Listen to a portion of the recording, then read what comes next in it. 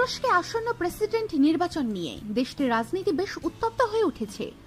বর্তমান প্রেসিডেন্ট ও আসন্ন নির্বাচনে প্রেসিডেন্ট প্রার্থী রেসেপ তাইয়েপ এরদোগানের বিরুদ্ধে সোনা টয়লেট ব্যবহারের অভিযোগ তুলেছে বিরোধীরা।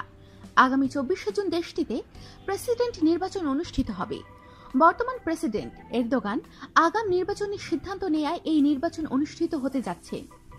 নির্বাচন সামনে রেখে এরদোগান ও তার বিরোধীরা মাঠে সরব হয়েছে।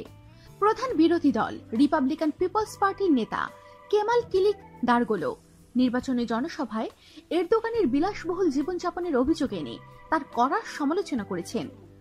শনিবার ইজমির প্রদেশের ইজরিয়ান শহরে সমাবেশে তিনি বলেন, আপনি নিজের জন্য প্রাসাদ বানিয়েছেন, প্লেন কিনেছেন, মার্সিডিজ গাড়ি কিনেছেন, স্বর্ণের আসন কিনেছেন, যেটি আপনার টয়লেটে ব্যবহার করেন।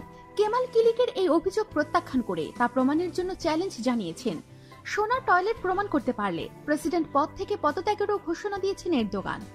এরদোগান বলেন, কেমাল কিলিক যদি একটিও সোনার টয়লেটের সিট দেখাতে পারেন তাহলে তিনি পদত্যাগ করতে সম্মত আছেন। রোববার রাতে রাষ্ট্রীয় সম্প্রচারকারী গণমাধ্যম টিআরটি এর সঙ্গে সাক্ষাৎকালে এরদোগান বলেন, আমি তাকে আমার প্রাসাদে আসার জন্য আমন্ত্রণ জানাচ্ছি।